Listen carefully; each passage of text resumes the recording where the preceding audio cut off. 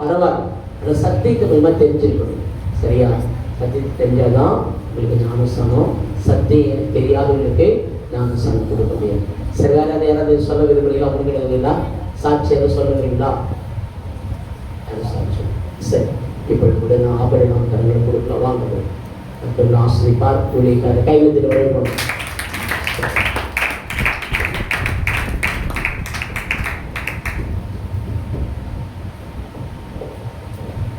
Hallelujah.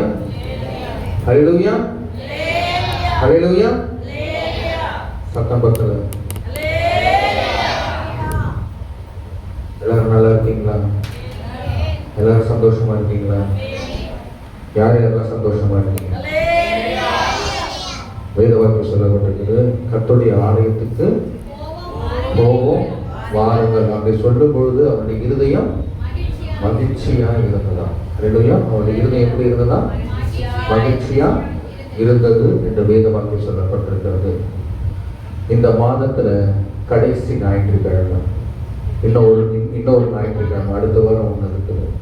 ஆண்டவர் இந்த November மாதம் முழுவதும் ஆண்டவர் நம்மளை எப்படி பாதுகாத்தார்? கண்ணின் மணி போல பாதுகாத்த தேவன். அருமையான தேவனுடைய பிள்ளைகளை எடுத்து வாசிக்கலாம். யோபுவின் புஸ்தகம் 23ஆம் அதிகாரம் 10ஆம் வசனம். ஆனாலும் நான் போகும் வழியை அவர் அறிவார்.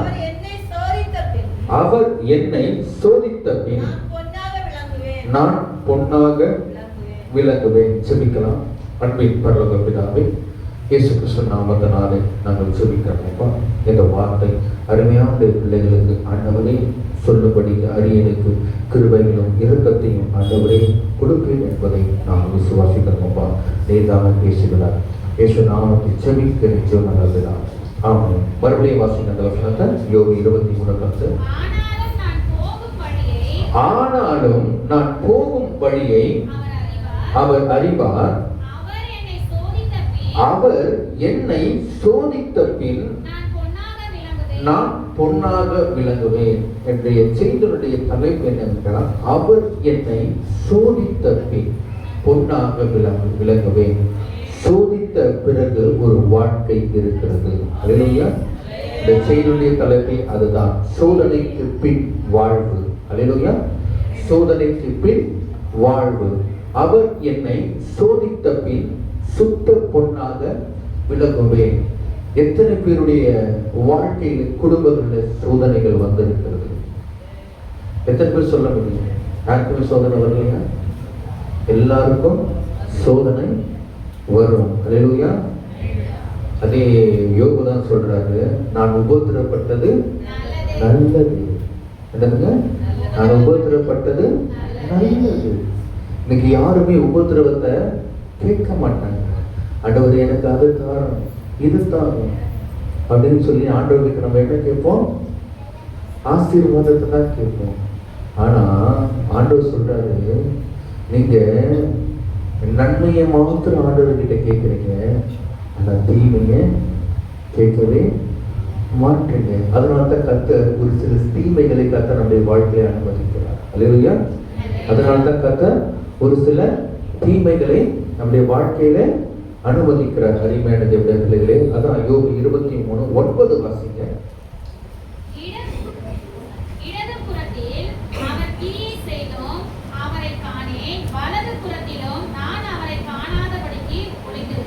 ஒளித்திருக்கிறார். யாரு? ஒளித்திருக்கிறார். ஆண்டவர் நம்மள தீங்கு காணாதபடிக்கு கர்த்தர் என்ன பண்ணியிருக்காரு? ஒளித்திருக்கிறார். அதுதான் வசனம் சொல்லப்பட்டிருக்கிறது. நாம் எப்படி இருக்க வேண்டும் என்றால், ஆண்டவருடைய கரத்துல வெளியேற பெற்ற பாத்திரமாக இருக்க வேண்டும். அல்லேலூயா. என்ன பாத்திரமா இருக்க வேண்டும்? வெளியேற பெற்ற பாத்திரமா இருக்க வேண்டும். அவர் என்னை சோதித்த பின் சுத்த பொன்னாக விளங்குவேன். இப்ப நம்ம கையில காதல எல்லாத்துலயும் மாட்டிட்டு இருக்கிறோம். என்ன மாட்டிட்டு இருக்கோம்? பொண்ணு மாட்டிட்டு இருக்கிறோம். அந்த பொன் எப்படி நம்முடைய காதுகள்ல கைகள்ல வருகிறது என்று தெரியுமா? எப்படி தெரியுமா? நான் ஒண்ணு சொல்லட்டுங்களா? இப்படி வெளியேறப்பட்டதா இருக்கிற அந்த பொண்ணு முதல்ல என்னன்னா அக்கினியினாலே சோதிக்கப்படுகிறது. இல்லையா? எதனால சோதிக்கப்படுகிறது? அக்கினியினாலே சோதிக்கப்பட்ட பிறகுதான் அதற்கு ஒரு தகுதி வருகிறது. அல்லேலூயா. அதற்கு ஒரு தகுதி வருகிறது. அருமையான தேவனுடைய பிள்ளைகளே, அதே போலதான் நாமும் ஆவிக்குரிய வாழ்க்கையிலே சோதனை பட்டால் மாத்திரமே தான் தேவன் நமக்கு ஒரு தகுதியை கர்த்தர் தருவார். அல்லேலூயா. தேவன் நமக்கு ஒரு தகுதியை கர்த்தர் தருவார். அருமையான தேவனே, நான் கிறிஸ்தவத்துக்குள்ள இருக்கிறேன், எனக்கு மட்டும்தான் சோதனை வருமா, எனக்கு மட்டும்தான் பாடு வருமா, எனக்கு மட்டும்தான் உபத்திரம் வருமா என்று சொல்லி நீங்க சொல்லலாம். ஆனா ஆண்டவர் சொல்றாரு, நீங்க சோதனை செய்யும் பொழுது யாருடைய கரத்துல இருக்கீங்கன்னா அவருடைய கரத்துல இருக்கிறீங்க. அல்லேலூயா. யாருடைய கரத்துல இருக்கிறீங்க? அவருடைய கரத்துல இருக்கிறீங்க. அதான் அவர் என்னை சோதித்த பின் என்ன மாறுமா? பொன்னாக விளங்க செய்வார். அல்லேலூயா. ஆண்டவர் ஒரு சோதனை ஒரு மனுஷனுடைய வாழ்க்கையில கொடுக்கிறார் என்றால் அவர் ஒரு பெரிய ஒரு வெளியேறப்பட்ட ஒரு மனுஷனாக இருக்கிறார். அல்லேலூயா. ஒரு வெளியேறப்பட்ட மனுஷனாக இருக்கிறார். தெரிஞ்சனமே, நம்முடைய வாழ்க்கையில ஆண்டவர் சோதனை கொடுத்தா ஆண்டவருக்கு நன்றி செலுத்த வேண்டும். அல்லேலூயா. ஆண்டவருக்கு நன்றி செலுத்த வேண்டும். அறிவேண்டியவர்களே, இந்த சோதனையை தாங்கத்தக்கதாக பலனை கத்து நம்மளுக்கு கொடுக்கிறாராம். என்னதுங்க? சோதனையை தாங்கத்தக்கதாக பலனை கத்து நமக்கு கொடுக்கிறார். அறிவேண்டியவர்களே, என்னுடைய வாழ்க்கையில கூட ஒரு சம்பவம் நடந்தது. திங்கட்கிழமை ஒரு பிரேயருக்காக நான் போயிட்டு இருக்கிறேன். அந்த ப்ரேயரை முடிச்சுட்டு நான் ரிட்டர்ன் வரும்பொழுது எனக்கு ஒரு விபத்து ஆனது. அல்லேலூயா. எனக்கு ஒரு விபத்தானது. ப்ரேயர் தான் முடிச்சுட்டு போனேன். என்னங்க முடிச்சுட்டு போனேன்? ப்ரேயர் தான் முடிச்சுட்டு போனேன். ப்ரேயரை முடிச்சுட்டு போக பைபாஸ்ல வந்து நாய்ங்க குறுக்க வந்துடுச்சு. அல்லேலூயா. நாய்ங்க குறுக்க வந்து வண்டி மேலே நாய் மேலே வண்டி ஏற்றணும்னா தெரியல, இது பண்ணணும்னு தெரியல. உடனே அந்த நாயை காணோம். உடனே எனக்கு வண்டிலையும் கொஞ்சம் அடி, எனக்கும் வந்து உதட்டில் 10 தையல் போட்டிருக்காங்க. அதுக்கப்புறம் என் காலில் பார்த்தீங்கன்னா 2 கசிச்சுட்டு தான் இருக்குது. இருந்தாலும் ஆண்டவர் சொல்றாரு, ஆண்டவர் நான் உபத்திரப்பட்டது நல்லது என்று வேத வாக்கியம் சொல்லுங்க. இருந்தாலும் அவருடைய ஊழியத்தை நான் ஒன்று கூட தடை பண்ணவில்லை. டாக்டர்கள் சொன்னாங்க, நீங்க 1 வாரம் ரெஸ்ட் எடுக்கணும், கம்ப்ளீட் ரெஸ்ட் எடுக்கணும். என்ன தையல் போட்டிருக்காங்க, 10 தையல் போட்டிருக்காங்க அப்படின்னு சொல்லி சொல்லும் போது திங்கட்கிழமை எனக்கு அடிபடுது. செவ்வாய்க்கிழமை மறுநாள் காலையில சென்னையில ஒரு பாப்பாவுக்கு பிசாசு பிடிச்சின்னு சொல்லி ஃபோன் பண்ணாங்க. உடனே நான் பஸ்ஸை பிடிச்சி சென்னைக்கு போய் அவங்களுக்கு ஜெபம் பண்ணிட்டு ரிட்டர்ன் நான் உடனே வந்தேன். அதுக்கு மறுநாளே அமாவாசை ஜெபம். அமாவாசை ஜெபத்தை முடிச்சுட்டு புதன்கிழமை அமாவாசை ஜெபத்தை முடிச்சுட்டு கர்த்தருடைய ஊழியத்தை நான் தொடர்ச்சியா செய்து கொண்டே தான் இருக்க அடிமையாண்டிருக்கிறேன். பிசாசு என்னை படுக்க வைக்க பார்த்தான். ஆனா பிசாசால என்ன ஒரு ஊழியத்தையும் தடை பண்ண முடியல. அதுதான் அருமையா மோசஸ் ஆசிரியர் பாட்டு ஒன்று இருக்குது. அவன் வெட்ட வெட்ட வளருவான், கொட்ட கொட்ட உயருவான். அவன் வெட்ட வெட்ட வளருவான், கொட்ட கொட்ட உயருவான். கிறிஸ்தவனை டிஸ்டர்ப் பண்ணாதே, அவனை அசால்ட்டாக எண்ணி விடாதே. கிறிஸ்தவனை டிஸ்டர்ப் பண்ணாதே, அவனை அசால்ட்டாக எண்ணி விடாதே. திட்டம் போட்டு மிரட்டிடலாம் என்று எண்ணாதே, திட்டம் போட்டு மிரட்டிடலாம் என்று எண்ணாதே. கட்டி போட்டு மடக்கலான கனவு காணாதே, கட்டி போட்டு மடக்கிடலான கனவு காணாதே. முட்டி போட்டு ஜெபிச்சானா நீ முதுக காட்டி ஓடிடுவ. முட்டி போட்டு ஜெபிச்சானா நீ முதுக காட்டி ஓடிடுவ. அவன் ஆழ அகலம் தெரியாம களவிடாதே, அவன் நீல உயரம் தெரியாம மாட்டிக்கொள்ளாதே. அவன் ஆழ அகலம் தெரியாம களவிடாதே, அவன் நீல உயரம் தெரியாம மாட்டிக்கொள்ளாதே. அவன் வெட்ட வெட்ட வளருவான், கொட்ட கொட்ட உயருவான். அவன் வெட்ட வெட்ட வளருவான், கொட்ட கொட்ட உயருவான். அல்லேலூயா. உபத்திரவத்தை கண்டு பயப்படக்கூடாது. அல்லேலூயா. உபத்திரவத்தை கண்டு பயப்படவே கூடாது. ஆண்டவர் சொல்றாரு, கிதியோனை பார்த்து ஆண்டவர் சொல்றாரு, நீ இருக்கிற இந்த பலத்தோட புறப்பட்டு போ என்று கர்த்தர் சொல்றாரு. அதே போலதான் என் வாழ்க்கையில நான் எந்த ஒரு ஊழியத்தை மிஸ் பண்ணதே இல்லை. நான் எப்போ என் ஊழியத்தை மிஸ் பண்ணுவேன் என்றால் கர்த்தர் எனக்கு கொடுத்த ஜீவன் முடியும் போதுதான் என்னுடைய ஊழியம் மிஸ் ஆகும். அல்லேலூயா. அது வரைக்கும் தொடர்ச்சியா ஓடிக்கொண்டே தான் இருப்பேன். டாக்டர் சொன்னாங்க கம்பல்சரி நீங்க ஒரு வாரம் ரெஸ்ட் எடுத்தே தான் ஆகணும்னு சொல்லி சொன்னாங்க.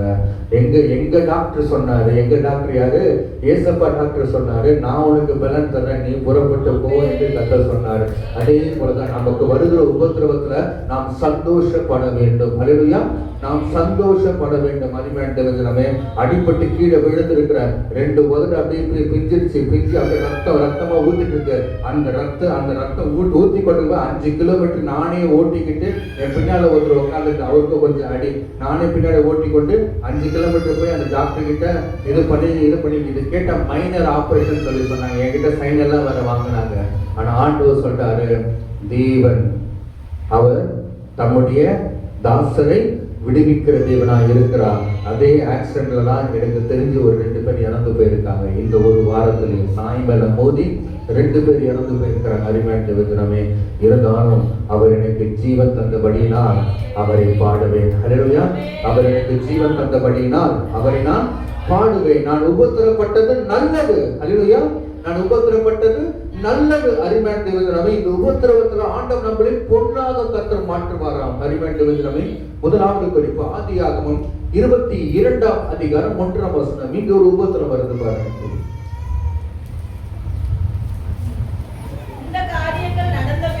இந்த காரியங்கள் நடந்த பின்பு என்னதுங்க? ஆபிரகாம் யாருங்க? ஹலோ, ஆபிரகாம் யாரு? கர்த்தருடைய விசுவாச தகப்பன், விசுவாசத்தின் தகப்பன்.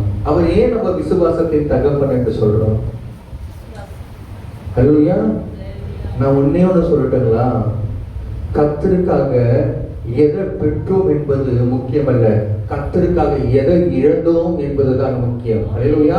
கர்த்தருக்காக நம்ம எதை பெற்றோம் என்பது முக்கியமே இல்லை. அருமையான தேவனுடைய பிள்ளைகளே, கர்த்தருக்காக நீ எதை இழந்திருக்கிற அதுதான் முக்கியம். அருமையான தேவனுடைய பிள்ளைகளே, இன்னைக்கு நாம் கிறிஸ்தவ வாழ்க்கையில நாம் எப்படி வாழ வேண்டும் என்றால் மற்றவர்களுக்கு ஆசீர்வாதமாக தான் வாழ வேண்டுமே தவிர நமக்கு நாமே ஆசீர்வாதமாய் வாழக்கூடாது. ஹல்லேலூயா. ஆனால் இன்றைக்கு உள்ள கிறிஸ்தவம் இன்றைக்கு அப்படிதான் இருக்கிறது.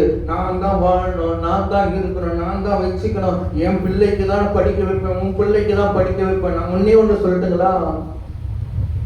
ஊர் பிள்ளையை ஊட்டி வளர்த்தா தான் பிள்ளை தானா வளரும். அதுல எங்க இருந்து வந்தது? இந்த பைபிள்ல தான் வந்தது. நீதிமொழிகள் புத்தகத்தை 11ஆம் அதிகாரத்தை எடுத்து வாசிங்க. அருமையான தேவனே, உற்றார் பிள்ளைகளை நீங்கள் வளர்க்கும் போது தேவன் உன்னுடைய சந்ததியை வளர்க்க செய்வார் என்று நீதிமொழிகள் 11ஆம் அதிகாரத்தை சொல்லப்பட்டிருக்கு. அருமையான தேவனே, இன்னைக்கு நாம் நம்முடைய பிள்ளைகளுக்கு கொடுக்கிற தன்மையை நாம் கற்றுக் கொடுக்க வேண்டும். ஹல்லேலூயா. கொடுக்கிற காரியத்தில் நாம் நம்முடைய பிள்ளைகளை ஒப்புக் கொடுக்க வேண்டும். அருமையான தேவனே, 22ஆம் அதிகாரத்துல 3ஆம் வசனத்தை வாசிங்க. ஆதியாகமம்.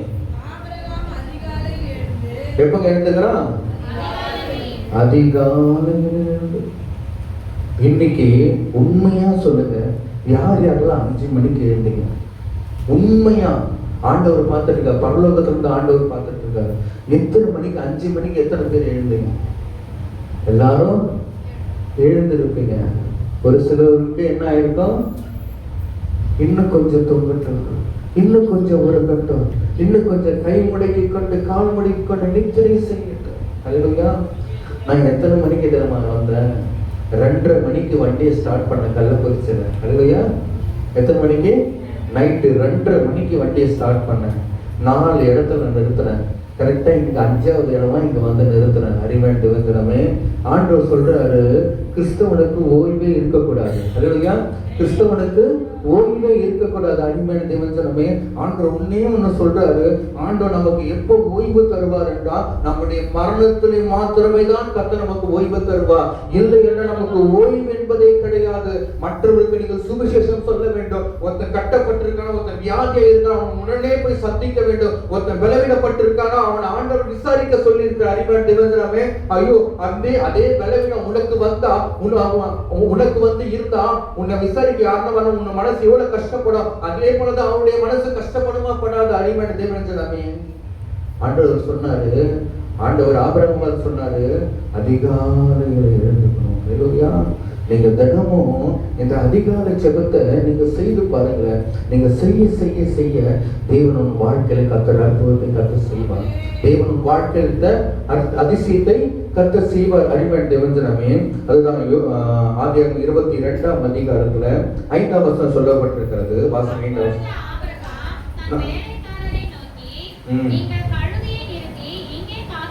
4ஆம் வசனம் வாசிங்க.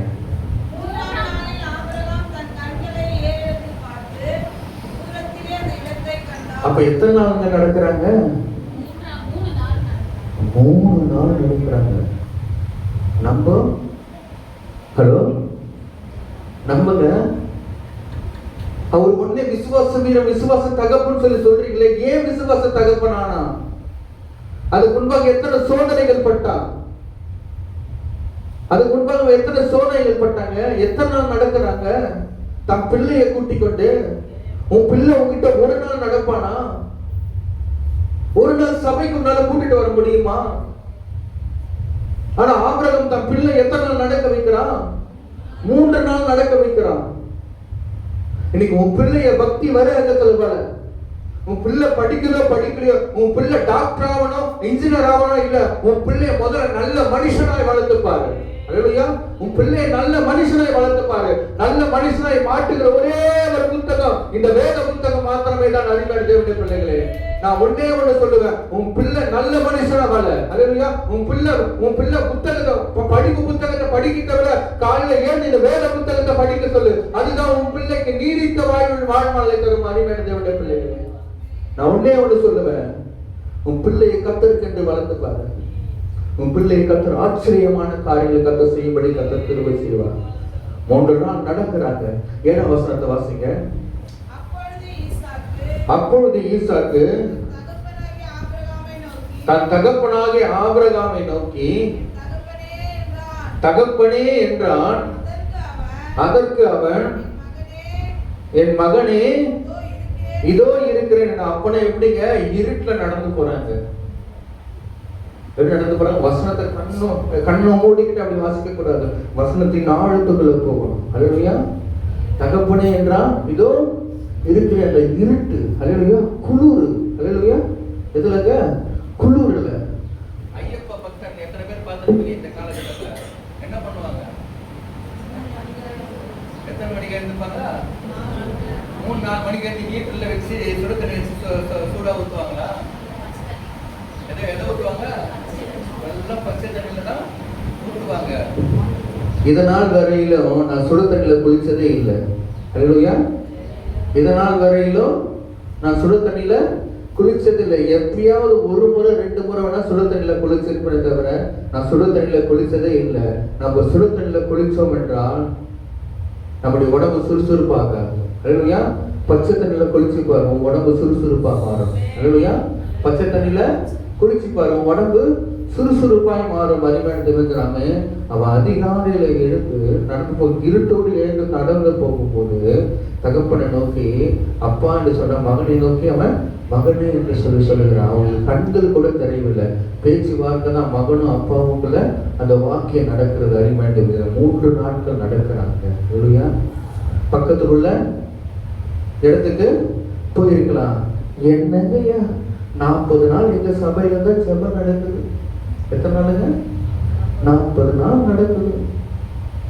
அதுல ஒரு நாள் கூட எட்டி பார்த்து எனக்கு என்ன இல்லைங்க, ஏன் நேரம் இல்லைன்னா சன் டிவியும் விஜய் டிவியும் எங்களால விட முடியல இல்லையா? இல்லையா? எந்த டிவியை விட முடியல? சன் டிவியும் விஜய் டிவி எங்களால விட முடியலையா? அதை விட்டாதாங்க நாங்க ஜெபத்துக்கு வருவோம். ஹலோ, அதை விட்டாதானே நாங்க ஜெபத்துக்கு வருவோம். என்ன ஓடாதுல? என்னங்க ஓடும்? மாமியாரை எப்படி கொலை பண்ணலாம், மாமனாருக்கு எப்படி விஷத்தை கொடுக்கலாம். ஹலோ, இன்னைக்கு சீரியல் அதாங்க நடக்குது. ஒரு நல்லா இருக்கிற குடும்பத்தை எப்படி பிரிக்கலாம். ஹalleluya. நல்லா இருக்கிற குடும்பத்தை எப்படி பிரிக்கலாம் அப்படின்னு சொல்லிதான் இந்த 2 டிவிலையும் உபதேசம் நடக்குது. ஹalleluya. இந்த 2 டிவில என்ன நடக்குது? உபதேசம் நடக்குது. ஒரு 3 மணி நேரம், ஹalleluya, அட்லீஸ்ட் ஒரு 1 மணி நேரம் உபவாச ஜெபத்துல உட்காராத விசுவாசியே ஆண்டவர் சொல்றாரு, ஆண்டுடைய வருகை ஒரு நாள் வரும். அல்லையா? தேவன் நியாய புஸ்தகத்தை திருப்பும் பொழுது ஆண்டவர் சொல்றாரு, நீ எனக்காக எத்தனை மணி நேரம் ஜீவனம்? அல்லையா?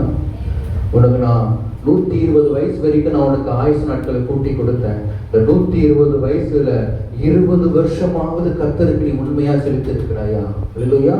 120 வருஷம் நீ வாழ போகிற நாட்கள், அந்த 120 வருஷத்துல 20 வருஷமாவது நீ கர்த்தருக்கு என்று உண்மையா வாழ்ந்திருக்கிறாயா? ஆண்டவர் கணக்கு பார்ப்பார்.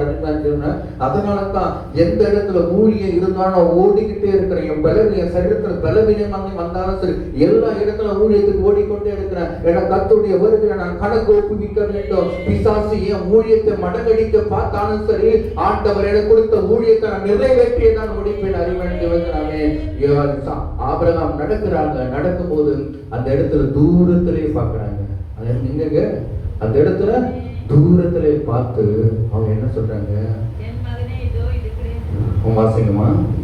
என் மகனே இதோ இருக்கிறேன் என்றான். அப்பொழுது அவன், இதோ நெருப்பும் கட்டையும் இருக்கிறது,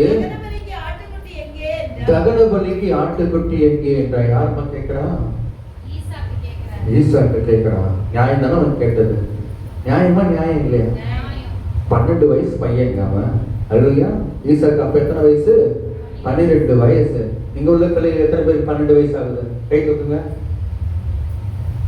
12 வயசு. உனக்கு எத்தனை வயசுல தம்பி? 14. தம்பிக்கு 12 வயசு ஆகுது.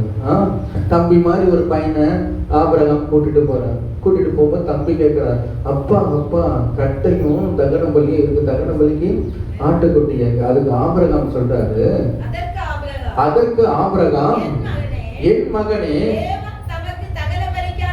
தேவன் தமக்கு தகன பலிக்கான ஆட்டுக்குட்டியை பார்த்து கொள்வார். ஆனா அந்த ஆடு இவன் தான் சொல்லி அவனுக்கு தெரியாது. இல்லையா? அந்த ஆடு இவன் தான் சொல்லி அவனுக்கு தெரியாது. அது கீழே வாசிக்க போமானா தகன பலி மேல ஈசாக்க கடத்திடுறான். ஈசாக்க கடத்திட்டு அவன் கையும் காலையும் என்ன பண்றாரு? ஆபிரகாம் கட்ட. அந்த வசனத்தை மட்டும் வாசிங்க. தேவன் அவனுக்கு சொல்லி இருந்த இடத்திற்கு வந்தார்கள். ஆபிரகாம் ஒரு பலிபீடத்தை உண்டாக்கி கட்டைகளை அடுக்கி தன் குமாரனாகிய ஈசாக்கை கட்டி அந்த பலிபீடத்தில் அடுக்கிய கட்டைகளின் மேல் அவனை கிடத்தினான். பின்பு ஆபிரகாம் தன் குமாரனை வெட்டும்படிக்கு கையை நீட்டி கத்தியை எடுத்தார். எடுத்துங்க. ஆபிரகாம் என்னங்க பண்றாரு? ஈசாக்கைய கட்டுறாரு. இது உன் பிள்ளை கையை நீ கட்டும் போது உன் பிள்ளை என்ன பண்ணுவான்? அடி பைத்தியக்காரியே, ஏன் கையை கட்டுற? என்ன சொல்லுவான்? பைத்தியக்காரியே ஏன் கட்டுற? அப்பா வந்து பைத்தியக்காரனே ஏன் கட்டுற? முத்தி போச்சா உனக்கு? என்ன கேட்பான் புள்ள? 12 வயசு புள்ள என்ன கேட்பான்? உனக்கு முத்தி போச்சா என்று சொல்லி கேட்பான். ஆனா அங்க ஈசாக்கு என்ன பண்றான்? அங்க ஈசாக்கு என்னங்க பண்றான்? வாயே திறக்கவில்லை. அல்லேலூயா. ஈசாக்கு என்னங்க பண்றான்? வாயே திறக்கல. உன் பிள்ளைய அந்த விசுவாசத்தோட நீ வளர்த்தனா ஆண்டவர் சொல்றாரு, ஈசாக்கு ஆபிரகாம் வெட்டவே போயிட்டாங்க. அல்லேலூயா. ஈசாக்கு ஆபிரகாம் கையை நோக்கி வெட்டவே போயிட்டாரு. உன் பிள்ளை எத்தனை பேர் சாக ஒப்பு கொடுக்குறீங்க? உங்க பிள்ளை எத்தனை பேர் சாக ஒப்பு கொடுக்குறீங்க? ஹலோ, உன் பிள்ளைகள் எத்தனை பேர் தகன பலியா ஒப்பு கொடுக்குறீங்க? உலகத்து மேட்டிமை, உலகத்தான் போல ஒரு ஹேர் ஸ்டைலு, உலகத்தான் போல தாடியில ஒரு ஹேர் ஸ்டைலு, அல்லேலூயா. உலகத்தான போல மேக்கப், அல்லேலூயா. உலகத்தான போல பேண்ட், அல்லேலூயா. உலகத்தான போல சட்டை, அல்லேலூயா. உலகத்தானை போல மற்ற காரியங்கள். ஆண்டவர் ஒன்னே ஒன்று சொல்றாரு, நான் உலகத்தான் அல்லாதது போல நீங்களும் உலகத்தான் அல்ல என்று கர்த்தர் சொல்லியிருக்க. அறிவான் தேவனாமே, இயேசுவே உலகத்தான் அல்ல என்றா உன் பிள்ளையை நீ எப்படி உலகத்தானுக்குள்ள நடத்துவ? அறிவான் தேவனாமே, ஆண்டவர் சொல்றாரு, நீ உன் பிள்ளையை உலகத்தானை போல நடத்தினா உன் பிள்ளையுடைய அழிவு பயங்கரமாக இருக்கும். அறிவான் தேவனுடைய பிள்ளைகளே, அந்த பிள்ளையை உளையான சேற்றில மூழ்கி ஒருவரும் காப்பாற்ற முடியாத ஒரு சூழ்நிலையில் இருக்கிறார்கள். அல்லேலூயா. அல்லேலூயா. நான் உண்மையே ஒன்று சொல்லுவேன், கர்த்தரை மாத்திரம் நேசிங்க. அல்லேலூயா. கர்த்தரை மாத்திரம் நேசிங்க. அவர் தான் உனக்காக எனக்காகவும் கல்வாரி சிலுவையிலே தம்முடைய ஜீவனை கொடுத்த ஒரே ஒரு மெய் தெய்வனாக இருக்கிற அருமையான தேவனே. ஆபிரகாம் சோதித்தான். அல்லேலூயா. ஆபிரகாம் சோதித்த பின் அவனுக்கு என்ன வந்தது? ஆசீர்வாதத்தை கர்த்தர் கொடுத்தார். அது கீழே ஆசீர்வாதத்தை கர்த்தர் சொல்றார். அந்த ஆசீர்வாதத்தை மட்டும் வாசிங்க. நீ என் சொல்லுக்கு கீழ்ப்படிந்தபடியினால்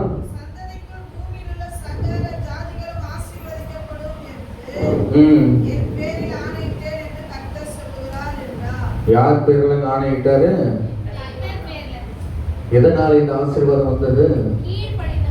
கீழ்ப்படிந்தபடியினால். அல்லேலூயா. சோதனையிலே கீழ்ப்படிந்தபடியினால் இந்த ஆசீர்வாதத்தை கர்த்தர் தருகிறார். என்ற முதல் குறிப்பு என்னவென்றால் சோதனை நிமித்தம் வந்த ஆசீர்வாதம். அல்லேலூயா. சோதனை நிமித்தம் வந்த ஆசீர்வாதம். அருமையானதை விட பிள்ளைகளே, இரண்டாவது குறிப்பிட்ட தலைப்பு யோபு 1ஆம் அதிகாரம் 1ஆம் வசனம். ஊஸ் தேசத்திலே யோபு என்னும் பெயர் கொண்ட ஒரு மனுஷன் இருந்தான். அவன் உத்தமனும் சன்மார்க்கனும் தேவனுக்கு பயந்து பொல்லாப்புக்கு விலகணுமா இருந்தால் அவனை போல பூமியில் ஒருவனும் இல்லை என்று சொல்லுகிறார்கள். யாருக்கு இவன்? யோபு. பணக்காரன். பணக்காரர்களுக்கு சோதனை வருமாயா? வரும். உண்மையாய் நேசிக்கிற எல்லா பிள்ளைகளுக்கும் சோதனை வரும். அல்லேலூயா. கர்த்தரை உண்மையாய் நேசிக்கிற பிள்ளைகளுக்கு, அல்லேலூயா, கர்த்தரை உண்மையாய் நேசிக்கிற பிள்ளைகளுக்கு என்ன வருங்க? சோதனை வரும். யோபு தான் பிள்ளைகளை வளர்த்தான். 10 பிள்ளைகளையும் வளர்த்தான். அல்லேலூயா. ஒவ்வொரு பிள்ளைகளுடைய வீடுகளுக்கு யோபு போனான். அருமையான தேவனே, எந்த பிள்ளைகளும், அல்லேலூயா, எந்த பிள்ளைகளும் தான் தகப்பன தாயை ஹோம்ல கொண்டு போய் சேர்க்கல. அல்லேலூயா. எங்க கொண்டு போய் சேர்க்கலங்க? ஹோம்ல கொண்டு போய் சேர்க்கல. இன்னைக்கு நீ பெற்ற தகப்பன தாயையும் நீ தள்ளனா கர்த்தர் உன்னை தள்ளி விட்டுருவாரு. அல்லேலூயா. நீ பெற்ற தகப்பன தாயையும் நீ மதிக்கலனா கர்த்தர் உன்னை தள்ளி விட்டுருவாரு. அந்த 10 மாதம் சுமக்கும் போது அவர்கள் எவ்வளவு வலியை தாங்கி இருப்பார்கள், எவ்வளவு வேதனையை தாங்கி இருப்பார்கள். எது சாப்பிடணும் எது சாப்பிடக்கூடாதுன்னு சொல்லி நீ செத்து போய் கர்ப்பத்தில் நீ செத்து போடுவன என்று சொல்லி அவங்க எப்படி பார்த்து பார்த்து சாப்பிட்டு இருப்பார்கள். அப்பேற்பட்ட தாயை நீ வளர்ந்த பிறகு, நீ சம்பளம் நல்லா வாங்கின பிறகு அந்த தாயை நீ முதியோர் இல்லத்தில் நீ சேர்ப்பாய் என்றால் ஆண்டவர் ஒரே ஒரு காரியம் சொல்றார். அந்த சம்பளத்தை, அந்த ராஜ்யத்தை நீ உன்னுடைய தாயாரை நீ ஓல்டேஜ் ஹோம்ல நீ கொண்டு போய் சேர்ப்பாய் என்றால் உன் பிள்ளையும் வரும் நாட்கள்ல உன்னை ஓல்டேஜ் ஹோம்ல கொண்டு போய் படிக்க கர்த்தர் கிரியை செய்வார். அருமையான தேவனே, தகப்பனும் தாயும் நாம் கனம் பண்ண வேண்டும். வேத வாக்கியம் அதுதான் சொல்லப்பட்டிருக்கிறது. அருமையான தேவனே, எனக்கு நிறைய இடத்துல அந்த ஒரு பிரச்சனை. கல்யாணம் ஆன பிறகு உங்க அம்மாவும் அப்பாவும் போங்க ஹோம்ல கொண்டு போய் சேரு. அல்லேலூயா. ஹோம்ல கொண்டு போய் சேரு. தேவ பிள்ளையே, கூட்டு குடும்பம் தான் என்னைக்கும் நிலைத்திருக்கும். அல்லேலூயா. கூட்டு குடும்பம் தான் என்னைக்குமே நிலைத்திருக்கும். தனித்தனியாய் வாழ்வது ஒருபோதும் பிரயோஜனமே இல்லை. அல்லேலூயா. இதே போலதான் நாகர்கோவில் பகுதியில ஒரு பிள்ளை தனியாய் வாழ்ந்து கொண்டிருந்தான். அவளுக்கு பிறந்து ஒரு குழந்தை 10 மாதம் ஒரு குழந்தை, நல்ல தவழுற வயசு அந்த குழந்தை. அந்த குழந்தைக்கு நகர்ந்துகிட்டே போய் அம்மா வந்து துணி துவச்சிட்டு இருக்காங்க, நகர்ந்துகிட்டே போய் ஒரு கிணத்துல விழுந்துருச்சு. இல்லையா? அது வீட்டில் ஒரு பெரியவங்க இருந்தால் இந்த காரியம் நடந்திருக்குமா? அப்போதான் தவழுற வயசு 10 மாசம். இல்லையா? 10 மாசம் தவழுற வயசு. அந்த தாயார் சொன்னாங்க கண்ணீரோட, நான் தப்பு பண்ணிட்டேன் மாஸ்டர், நான் தப்பு பண்ணிட்டேன் மாஸ்டர். உன் உணர்வு ஓல்டேஜ் ஹோம்ல சேர்க்கறதுக்கு முன்பாக இருந்திருக்கும். இல்லையா? மறுபடியும் அந்த குழந்தை கிடைக்குமா? அந்த குழந்தை நீ தான் கொண்டுட்ட.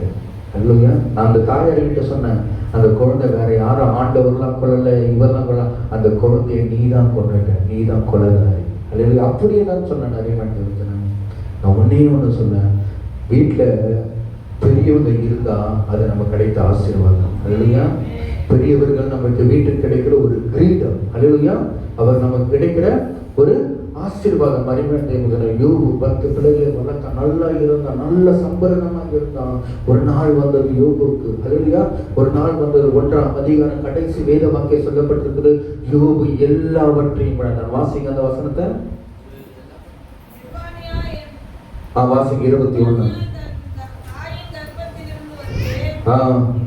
நிவானியா விடுத்துக்கு திரும்புவேன், கர்த்தர் கொடுத்தார், கர்த்தர் எடுத்தார், கர்த்தரின் நாமத்துக்கு ஸ்தோத்திரம் என்றான். அல்லேலூயா. எல்லாத்தையுமே எடுத்துட்டான் பிசாசு. உடனே உள்ள நுழைஞ்சு எல்லாத்தையுமே எடுத்த ஒரு சோதனையை என்ன பண்ணா பிசாசு யோபுக்கு அனுமதித்தாக. காட்டில் அவனுடைய உச்சகலந்து உள்ள கால்வரை கொடிய பருக்கனால் அவன் வாதித்தான். அறிமா ஒரு சோதனை, தன்னுடைய சரீரத்திலும் சோதனை, தன்னுடைய குடும்பத்திலும் சோதனை. அருமையான தேவனுடைய பிள்ளைகளே, அவளுடைய மனைவி வந்து சொல்லுகிறா, தேவனை தூஷித்து ஜீவனை விடும் என்று சொல்லுகிறா. அதுக்கு யோபு சொல்லுகிறா, அடி பைத்தியக்காரியே, தேவனிடத்தில் நன்மை பெற்றனா தீமையை பெற வேண்டாமோ என்று சொல்லி யோபு அவளை பக்தி வைராகம் இருந்த யோபுடைய வாழ்க்கையை கர்த்தர் ஒரு நாள் மாற்றினார். அல்லேலூயா. ஒரு சோதனை அப்படி இருக்க போகுதுல, அந்த சோதனை நீ எப்படி உத்தமமா வாழுற அதை பார்த்துதான் கர்த்தர் உயர்த்துவார். அல்லேலூயா. அந்த சோதனையில எதனா ஒரு சூனியக்காரனை போய் பார்த்தா அந்த சோதனை தப்பிக்க இடம் கிடைக்குமா? எதுனா ஒரு எலுமிச்சை பழத்தை வீட்டுல உள்ள வச்சு எது உள்ளங்க பீரோ உள்ள வச்சா அந்த சோதனை தப்பிக்கப்படுமா? நான் ஒன்னே ஒண்ணு சொல்றேன். அல்லேலூயா. நான் ஒன்னே ஒண்ணு சொல்றேன். ₹1 எலுமிச்சை பழத்துல ஒரு வல்லமை இல்ல. அல்லேலூயா. ₹1 எலுமிச்சை பழத்துல ஒரு வல்லமை இல்ல. ₹10 எண்ணெய் பாட்டுல நீ வீட்டுல ஜெபம் பண்ணி தெளிச்சனா அந்த எண்ணெய்க்கு பவர் இருக்கிறது. அருமையான தேவனே, அதுதான் மேல் வாக்க சொல்லப்பட்டிருக்கிறது. நாம் நிர்மலமாகாதிருப்பது கர்த்தருடைய சுத்த கிருபை. ஒரு பாடலுடைய வரியை மட்டும் பாடுகிறேன். சொன்னதை செய்வான், செய்வதை சொல்வான், சொல்லாத ஒன்றையுமே செய்யவே மாட்டான். சொன்னதை செய்வான், செய்வதை சொல்வான், சொல்லாத ஒன்றையுமே செய்யவே மாட்டான். அவர் வாக்கு பண்ணுவான், விசிட் பண்ணுவான், சொன்னதை செய்து முடிப்பான். அவர் வாக்கு பண்ணுவான், விசிட் பண்ணுவான், சொன்னபடி செய்து முடிப்பான். சொன்னதை செய்வான், செய்வதை சொல்வான், சொல்லாத ஒன்றையுமே செய்யவே மாட்டான். சொன்னதை செய்வான், செய்வதை சொல்வான், சொல்லாத ஒன்றையுமே செய்யவே மாட்டான். உன் வாழ்க்கையில் ஆண்டவர் என்ன சொன்னாரோ அவர் செய்து முடிப்பார். அல்லேலூயா. எங்க எசேக்கியேல் மரிச்சு போறாங்க. அல்லேலூயா. எசேக்கியேல் மரிச்சு போறான். அவன் மரித்து போகும்போது கூட சரி அவன் ஊழியம் செய்தாங்க. அல்லேலூயா. எசேக்கியேல்ல சொல்லப்பட்டிருக்கிறது, உலர்ந்த எலும்புகள் உயிரடையும். அல்லேலூயா. எசேக்கியேல் மரிச்ச பேரு கூட ஊழியம் செய்தாங்க. அதே போல ஒவ்வொரு கிறிஸ்தவனும் மரணம் என்பது முடிவல்ல, மரணத்துக்கு பிறகுதான் அவனுக்கு ஒரு வாழ்க்கையை துவங்குறது. அறிஞர் நான் ஒன்னே ஒண்ணு சொல்லுவேன், யோபு எல்லாவற்றையும் இழந்தாங்க, நிர்வாணியா ஆயிட்டாங்க. அல்லேலூயா. அவன் போட்டிருந்த இந்த வஸ்திரம் கூட அவங்க கிட்ட போச்சுங்க. நிர்வாணி, அவ்வளவு பெரிய ஐஸ்வர்யவான், அவ்வளவு பெரிய சன்மார்க்கன், அவ்வளவு பெரிய பணக்காரன், எல்லாமே பிசாசு வந்து உறைந்து போயிட்டு விட்டான். நான் ஒன்னே ஒண்ணு சொல்றேன், எல்லாமே பிசாசு அவங்கிட்ட உறிஞ்சு போட்டாலும் சரி அவனுக்குள்ள இருக்கிற விசுவாசத்தை உறிஞ்சு போட முடியல. ஏன்னா அந்த விசுவாசத்தினால அந்த சோதனையை ஜெயித்து 42ஆம் அதிகாரம் 10ஆம் வசனத்துல கர்த்தர் சொல்லுகிறார், யோபு இழந்தவைகளை காட்டிலும் பெற்றுக் கொண்டது ரெட்டிப்பா இருந்தது என்று வேதவாக்கிய சொல்லப்பட்டு அறிமையாமே. நீ சோதனை காலத்துல நீ கர்த்தருக்கென்று உண்மையாய் வாழ்வாய் ஆனால் ஆண்டவர் சொல்றா, அந்த சோதனை தப்பிக்க கர்த்தர் வழியை உண்டு பண்ணி அந்த சோதனையில நீ எதை இழந்தையோ தேவன் அதையெல்லாம் இரட்டிப்பாய் கொடுப்பேன் என்பதை கர்த்தர் சொல்லுகிறார். நம் கர்த்தரை தேட வேண்டும், நம் கர்த்தரை தேட வேண்டும். உபத்திரப்படும் போது கர்த்தரை தேட வேண்டும். ஏனென்றால் யோபு சொல்லுகிறார், நான் உபத்திரப்பட்டது நல்லது. அல்லேலூயா. எத்தனை பேர் சொல்ல முடியும் நான் உபத்திரப்பட்டது நல்லது என்று? எத்தனை பேர் சொல்ல முடியும்? ஆண்டவர் ஆசீர்வாதத்தை கொடுத்த உபத்திரம் வாங்கிக்கிறீங்க, ஏன் சோதனை உபத்திரம் கொடுத்த மட்டும் ஏன் வாங்க மாட்டீங்க? அறிவியல் அந்த சோதனை உபத்திரவத்துக்கு பிறகுதான் ஒரு ஆசீர்வாதமான வாழ்க்கை இருக்கிறது. அது எத்தனை பேருக்கு தெரியவில்லை? அறிவியல் தேவஜனமே. டாக்டர் பேசவே கூடாது சொன்னாரு, இருந்தாலும் நான் பேசிட்டு தான் இருக்கிறேன். ஏன்னா கர்த்தர் கொடுத்த ஜீவன் கர்த்தருக்காகவே போகட்டும். அல்லேலூயா. கர்த்தர் கொடுத்த ஜீவன் கர்த்தருக்காகவே போகட்டும். நான் ஒன்னே ஒன்று சொல்றேன், கர்த்தருக்காக வாழ்வேன் என்பது முக்கியம் அல்ல, கர்த்தருக்காக எதை சாதித்தேன் என்பதுதான் முக்கியம். அல்லேலூயா. கர்த்தருக்காக எதை சாதித்தேன் என்பதுதான் முக்கியம். அருமையானவர்களே, யோபனுடைய வாழ்க்கையை தேவன் அப்படியே மாற்றி எல்லா இழந்தவைகள் எல்லாவற்றிலும் தேவன் வெற்றிப்பாய் கர்த்தர் கொடுத்தார். அருமையானவர்களே, கடைசியா ஒரே ஒரு காரியத்தை சொல்லிட்டு நான் முடிக்கிறேன். மத்தேயு 26ஆம் அதிகாரத்துல கெத்செமனே தோட்டத்துல ஆண்டவராகிய இயேசு கிறிஸ்து ஜெபிக்கிறார். வாசிங்க அந்த வசனத்தை. மத்தேயு 26ஆம் அதிகாரம்.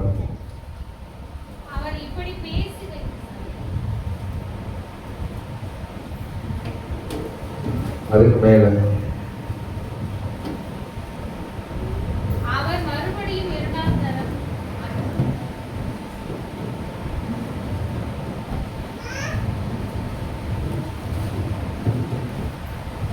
முப்பத்தி 6ஆம் வசனம்.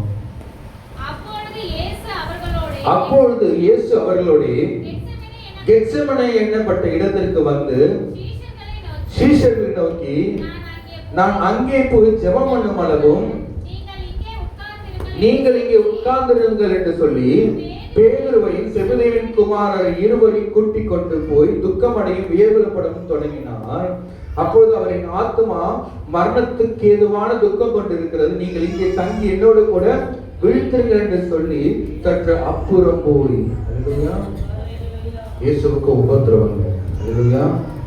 மரணத்துக்கு ஏதுவான உபத்திரவம், மரணத்துக்கு ஏதுவான உபத்திரவம்.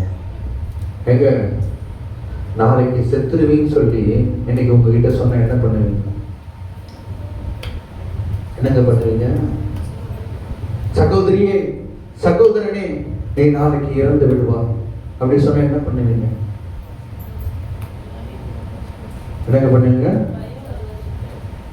ஒரு அறிவிப்பு சபையில கொடுத்தீங்கன்னா, ஐயா நான் நாளைக்கு செத்துருவான் ஐயா, பிறந்த நாளைக்கு திருமண நாளைக்கு மட்டும் என்ன பண்றோம், ஒரு அறிவிப்பு கொடுக்குறோம். இது டாக்டர் ஐயா, டாக்டர் இந்த டேட்டை குறிச்சிட்டாருங்க ஐயா, நான் செத்துருவேன் ஐயா, என் மரணத்துக்காக ஜெபம் பண்ணுங்க. எத்தனை பேர் சொல்லுவீங்க? யாரும் சொல்ல மாட்டோம். ஏன் சொல்ல மாட்டோம்னா, இந்த ஜீவன் நமக்கு முக்கியம். எதுங்க? இந்த ஜீவன் நமக்கு முக்கியம். நான் ஒன்னே ஒன்று சொல்லட்டுங்களா, தன் ஜீவனை சிநேகிக்கிறவன் அதை இழந்து போவான். இல்லையா? தன் ஜீவனை சிநேகிக்கிறவன் அதை இழந்து போவான். என் நிமித்தம் தன் ஜீவனை இழக்கிறவனோ அதை பெற்றுக் கொள்வான். இல்லையா? அதான் பல பெர்ஃபார்மன்ஸ் பண்ணாரு. ஜீவனை விட தேவனை நேசிக்கணும், இந்த செல்வத்தை விட கர்த்தரை நேசிக்கணுங்க. அறிவன் தெரிஞ்சு நான் ஒன்னே ஒன்று சொல்லட்டுங்களா, கர்த்தருக்காக மாத்திரம் வாழ்ந்து பாருங்க. இல்லையா? கர்த்தருக்காக மாத்திரம் வாழ்ந்து பாருங்க. ஏங்க நான் இந்நாள் வரையிலும் கிட்டத்தட்ட நான் ஊழியத்துக்கு வந்து 15 வருடங்கள் ஆகுறது. நான் என் ஜீவனை பணியை வச்சுதான் நான் ஊழியத்தை செய்து கொண்டிருக்கேன். எந்த இடத்துலையும் நான் ஊழியத்தை தடை பண்ணதே இல்லை. இந்த 15 ஆண்டுகள்ல எந்த இடத்துல நான் ஊழியத்தை தடை பண்ணவே இல்லை. எல்லா இடங்களுக்கும் ஓடிக்கொண்டு நான் இருக்கிறேன். கிட்டத்தட்ட லட்சக்கணக்கான கிலோமீட்டர் டிராவல் பண்ணியிருக்கிறேன். இந்த 15 ஆண்டுகள்ல லட்சக்கணக்கான கிலோமீட்டர்கள் டிராவல் பண்ணியிருக்கேன். அடிமன் ஆண்டவர் ஒன்னே ஒன்று சொல்றாரு, நீங்க கர்த்தருக்காக வாழ்ந்து பாருங்க. நீங்க கர்த்தருக்காக வாழ இயேசு உங்களுக்காக வாழ்வார். அருமையானவர்களே, இயேசுவும் நமக்காக வாழாமல் அவர் பிறருக்காக வாழ்ந்தார்கள். அருமையானவர்களே, இன்னைக்கு உன்னை நேசிப்பது போல பிறரையும் நேசிக்கணும். உன் கண்ணு உனக்கு விரல செய்தா அந்த கண்ணை பிடுங்கி போட்டணும். உன் பக்கத்தில் உள்ள சகோதரி ரொம்ப நெருக்கப்பட்டு இருக்கிறாங்க, உன் பக்கத்தில் உள்ள சகோதரன் ரொம்ப நெருக்கப்பட்டிருக்காங்க. சகோதரி, உனக்கு எதுனா தேவை இருக்குதா, உனக்கு எதுனா செபிக்கணுமா, யார் கேட்டு விசாரிச்சிருக்கீங்க? சபையில அந்த தீர்க்க சமய கதை சொல்றாரு, யார் கேட்டு விசாரிச்சிருக்கீங்க? உங்க ஊழியக்கார கிட்ட, ஐயா எதுனா தேவை இருக்குதா, ஐயா எதனா இது இருக்குதா, ஐயா சொல்லுங்க நாங்க செய்யறோம் அப்படின்னு சொல்லி ஊழியக்காருடைய கரத்தை எத்தனை விசுவாசிங்க தாங்கி இருக்கிறீங்க? எத்தனை விசுவாசிங்க தாங்கி இருக்கீங்க? நான் ஒன்னே ஒன்று சொல்லட்டுங்களா, நீங்க உங்களுக்குன்னு வாழாதீங்க, பிறருக்காக வாழ்ந்து பாருங்க, ஆண்டவர் உங்களுக்கு ஆசீர்வாதத்தை கற்றுக் உங்களுக்கு ஆசீர்வாதத்தை கர்த்தர் தருவார். அடிமையானவர்களே, உங்க ஊழியக்காரருக்கு ஒரு இக்கட்டான ஒரு சூழ்நிலை, அல்லையா, ஒரு இக்கட்டான ஒரு சூழ்நிலை. அந்த பிள்ளையை கொண்டு போய் எங்க சேர்த்தாங்க? ஊழியக்கார பிள்ளைய அவங்க கொண்டு போய் சேர்த்தாங்க. பேக்கரியில வேலை செய்யும் போது உங்க ஒவ்வொரு இருமையும் உடைக்கப்படலையா? ஹலோ, ஒவ்வொரு இருமையும் உடைக்கப்படலையா? இப்போ ஊழியக்கார குடும்பத்துக்கு ஏதோ இருக்குது, ஏதோ கஷ்டம் இருக்கிறது, பார்க்க தான் இப்படி இருக்கிறாங்க. ஆனா குடும்பத்துக்குள்ள ஏதோ ஒரு காரணம் இருக்குது. தன் சொந்த பிள்ளையை அவர் வேலைக்கு அனுப்பும்பொழுது அதை நிமித்தம் அவங்க இது பண்றாங்கன்னா, நீங்க ஊழியக்கார கரத்தை நீங்க தாங்கக்கூடாதா? ஆண்டவர் துக்கப்படுறாங்க உங்களை பார்த்து, ஆண்டவர் துக்கப்படுறாரு. நீங்க தன்னைத்தானே தன்னைத்தானே உடுத்திக் கொள்வதில்லை ஊழியம். நீ வருவது என்ன? கிறிஸ்துமஸ். கிறிஸ்துமஸ்னா என்ன? நீ மாத்திரம் 25,000 ரூபாய்க்கு ட்ரெஸ் நீ மாத்திரம் எடுக்கக்கூடாது. உன் பக்கத்தில் உள்ள குடும்பத்துக்கு எடுத்து கொடுக்கணும், இல்லாதவர்களுக்கு கொடுக்கணும், உன் ஊழியக்கார குடும்பத்துக்கு கொடுக்கணும். அதுதாங்க உண்மையான கிறிஸ்துமஸ். தன்னைத்தானே உடுத்துவிப்பதில்லை கிறிஸ்துமஸ். பிறரை உடுத்துவிப்பதுதான் கிறிஸ்துமஸ். பிறரை கிறிஸ்துவத்துக்குள்ளாக வழிநடத்துவதுதான் கிறிஸ்துமஸ். அறிஞர் தேவன் சொன்னாங்க. அந்த உண்மையோடு சொல்றாரு, நீ கர்த்தருக்காக வாழ்ந்தப்பார். இயேசு கெத்செமனே தோட்டத்துல அழுவுறாங்க. ஹல்லேலூயா, அழுவுறாரு. இயேசுவுக்கு ஒருவரும் இல்லை. ஹல்லேலூயா.